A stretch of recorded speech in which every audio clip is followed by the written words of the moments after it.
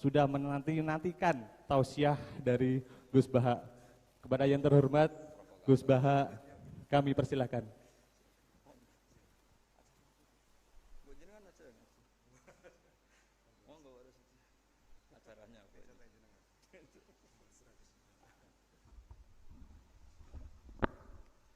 Assalamualaikum warahmatullahi wabarakatuh. Bismillahirrahmanirrahim. Rabbi shrah li sadri wa yassir li amri wahlul 'uqdatam min lisani yafqahu qawli. Allahumma shalli wa sallim wa barik ala habibika Mustafaka Muhammadin wa ala alihi washabihi asma'in. Nama ba'du.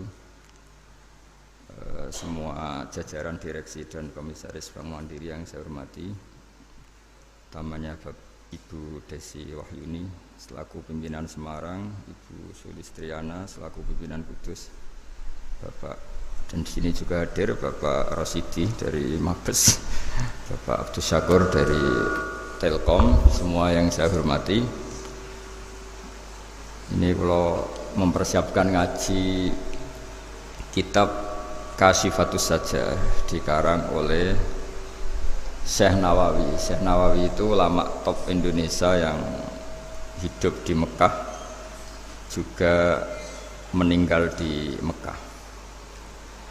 Dulu di antara kearifan buyut-buyut kami, leluhur kami, itu kalau cerita itu enggak apa-apa kamu mondok di Mekah di sana, tapi bawa pohon yang hidup di Indonesia. Jadi artinya membawa manhaj, metode dakwah yang bisa hidup di Indonesia.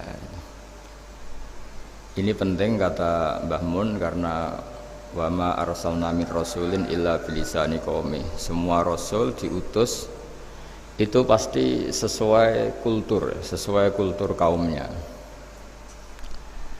Saya punya sedikit cerita tentang kultur. Kultur itu nilai yang disepakati masyarakat, meskipun persepsi itu salah. Saya cerita sedikit tentang keunikan kultur. Nabi Yunus itu nabi. Di mana-mana nabi itu mengajak ke tauhid, ajaran yang benar.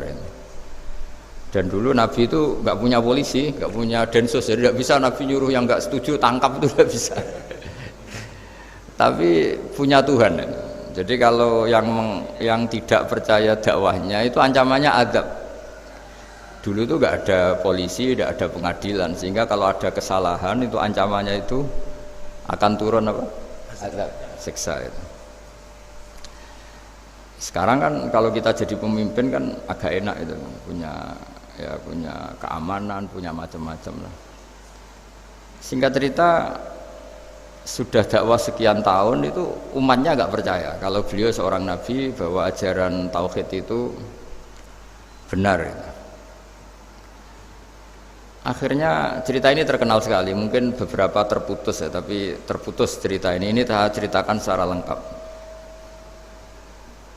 Terus beliau cerita, ini waktu sudah lama saya dakwah, sudah lama saya sosialisasi itu tentang kebenaran, Anda tetap nggak iman. Ini 3 hari lagi pasti ada adab. 3 hari ada adab itu delalah masyarakatnya tuh kepikiran, jangan-jangan iya itu. Nah ketika jangan-jangan iya itu diintip, rumahnya Nabi Yunus itu diintip, ya agak aneh. Diintip delalah orangnya nggak ada itu. Kalau Quran bahasakan abaqo itu minggat itu pergi nggak pamit. Itu bahasanya abaqo itu minggat. Meskipun kita tidak mungkin membahasakan Nabi itu minggat, tapi dibahasakan tindakan kan tidak mungkin karena nggak pamit itu. Jadi harus dibahasakan minggat itu. Quran sendiri bahasakan abaqo. Nah cara berpikir masyarakat gini, kalau kampung ini mau dibalik sama Allah, mau ada adab, logikanya yang tahu akan ada adab itu pasti sudah pergi. Padahal Nabi Yunus pergi ini bukan karena takut adab, mangkel. Sengiai suwi gagal seminggat ya kan gitu. Jadi ada kiai minggat itu ya ada dalilnya, karena dulu itu kalau mangkel itu suami mangkel istri itu ya harus minggat, istri harus minggat. Dulu itu ya boleh, maksudnya boleh itu ya kalau darurat ya minggat sedikit lah, tidak apa-apa. Nah Nabi Yunus itu minggat tadi abaqo itu. Abaqo itu kalau dalam bahasa Arab pergi gak pamit. Kalau orang Jawa bilang minggat. Kalau itu sebenarnya saking mangkelnya, saking emosinya, beliau akhirnya meninggalkan kaumnya tanpa pamit. Tapi kaumnya itu menjadi tahu bahwa ini serius Yunus. Buktinya dia agak berani di kampung. Berarti mau ada adab betul itu. Dan efek positif dari teori itu, teori kultur tadi. Kalau ada azab pasti dia pertama yang lari. Kayak dukun itu. Kenapa kita tidak percaya dukun nomor itu? Itu kan paling yang minta nomor dulu ada SDSB itu. Forecast itu kan paling salam template-nya kan 100.000. Padahal dulu forecast itu berapa? Kalau menang. Kan miliaran, juta. Itu untuk kultur kita agak percaya dukun kan ngapain ngumpulin uang 100.000. Kalau dia tahu nomornya kan mendingan tombok sendiri gitu. Itu kan. Jadi orang itu mesti punya teori umum untuk membenarkan sesuatu atau membohongkan itu. Akhirnya umatnya Nabi Yunus itu iman.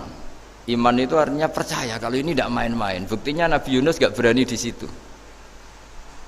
Akhirnya mereka tobat. Saat itu juga mereka wiridan di lapangan, terus semua kesalahannya diselesaikan. Sampai ada rumah yang sudah dibangun permanen karena di tanah tetangga, dirobohkan saat itu juga. Bahkan ada batu yang dulu nyuri, satu dua batu yang dulu hasil nyuri, saat itu juga dirobohkan, dikembalikan sama yang punya. Hari itu semua kedoliman diselesaikan. Ini penting saya utarakan, jadi tobat itu tidak hanya istighfar. Kalau istighfar ribet, tobatnya orang punya utang terus istighfar gitu kan ribet. Kan ribet itu. Ada punya utang terus minta maaf itu kan ribet itu, harus diselesaikan itu. Tobat diterima sama Allah. Batas akhir finish dari harusnya ada adab, misalnya Senin, Selasa, Rebu, harusnya Rebu itu sudah kena adab, ternyata Rebu itu tidak kena adab. Nabi Yunus sebetulnya juga penasaran kampungnya itu kena adab tidak.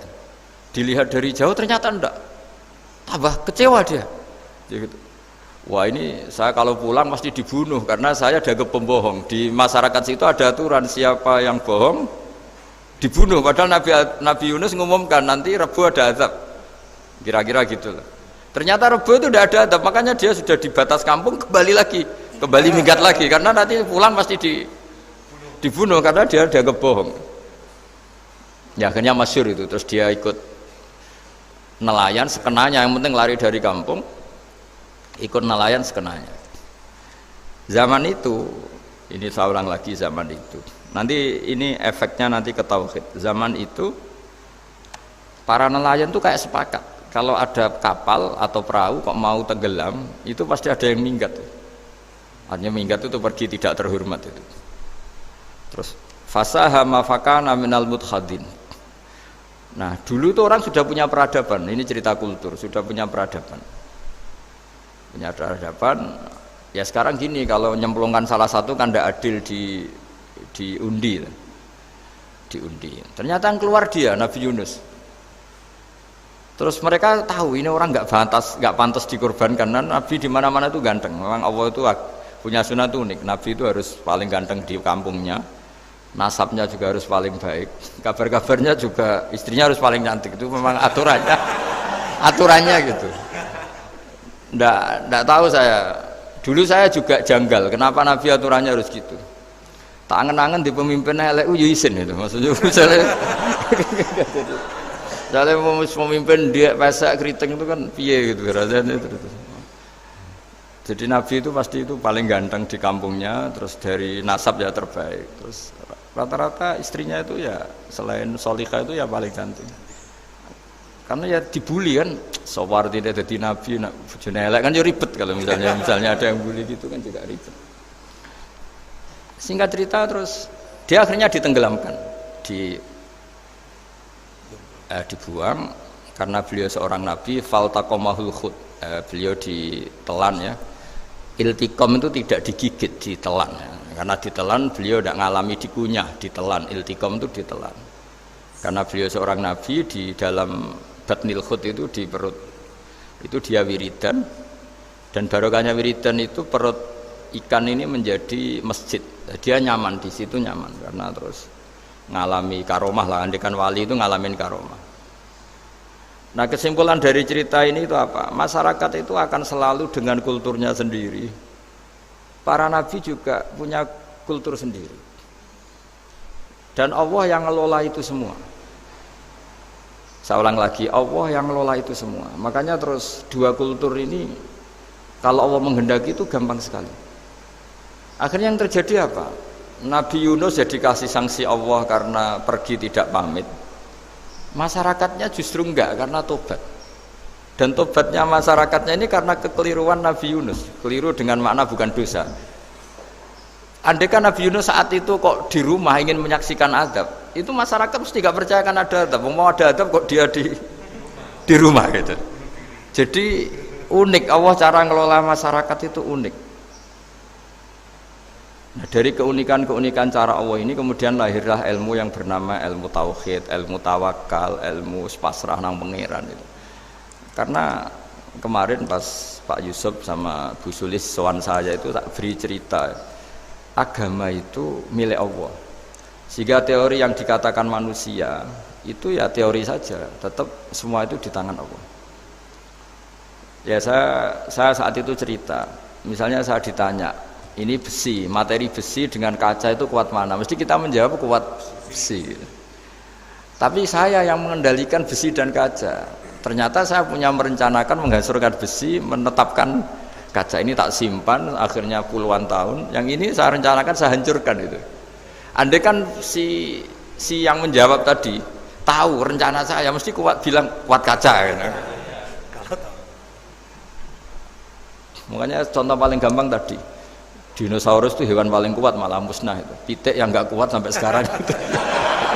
Karena Allah bikin dinosaurus itu punya rencana dihancurkan itu.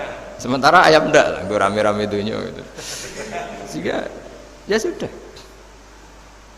Nah, agama itu seperti itu. Agama itu sesuai rencana Tuhan. Sehingga ini cerita Nabi.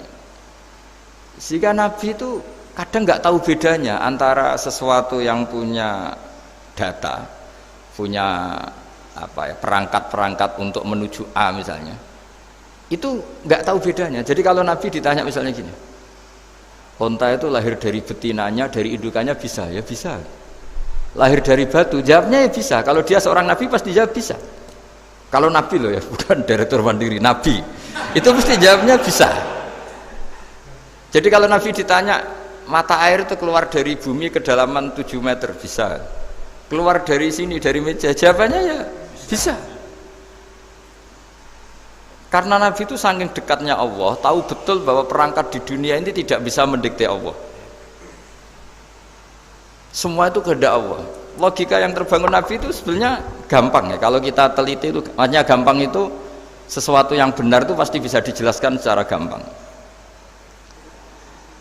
Nah ini ngaji tauhid biar tidak terlalu berteori terus. Karena kalau saya cerita uang pinter jenengan. Dan saya tidak ingin pinter tentang uang. Tak beri contoh. Nah ini supaya nanti kalau sampean suatu saat meninggal ketemu mungkar nakir itu tahu cara menghadapi. Nanti tak